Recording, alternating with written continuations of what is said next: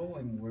I worked for these fanzines, first finding out about one called Smudge and then one called Wild, and they were totally tiny print-run things.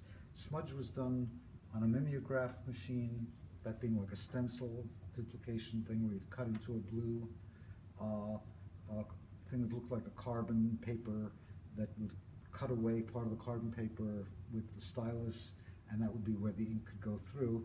And then Wild, and a lot of the other ones where at least the artist could work directly by drawing on a piece of paper that had a purple carbon paper back that would make a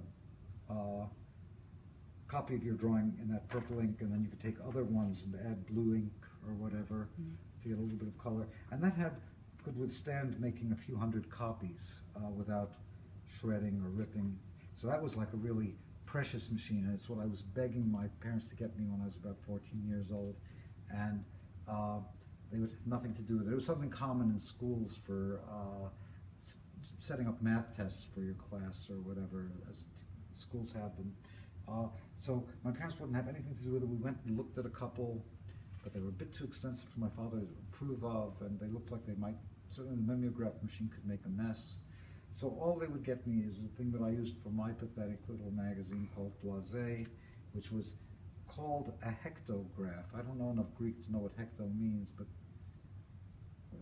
do you know, Jenny, what hecto means? Is it like a number? Like Hecto is 8, no, octo is 8. Hecto is 6.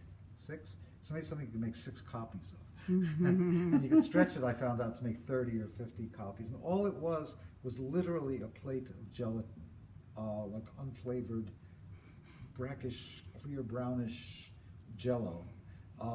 And if you worked with one of the same kind of carbons you used for a rexograph, the kind that was purple ink for the test, you could make a reverse, you could make a copy that would then reverse copy on the gelatin, and then you could put pieces of paper against the gelatin. Enough of the purple dye would come off to make some kind of copy. And like I said, you can use red and blue and other second colors to a degree, but it wasn't good for too many copies.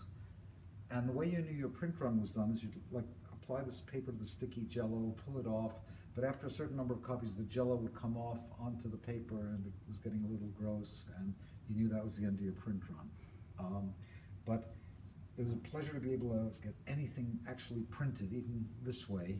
So this was the Blasé, where I would always carry around these masters with me, and Sergio Aragones was at the MAD offices when I, with great hubris, barged in saying, "I want to see how you do this magazine," at the age of 14 or so, maybe 15.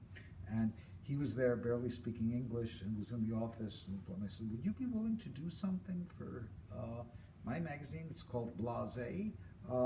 And he was really obliging, so he did it, but the master I had was for something I was doing for Wild, which was a full-sized zine. So he took that master, and it was complicated to get it done, but I think I had this thing printed, I don't remember. It's possible I had it done on somebody else's rexograph, and then printed a half of it on my little crappy hectograph. So all of these arcane processes were really something, and I guess they were precursors to getting married to someone who decided we were going to have an offset press in our lives.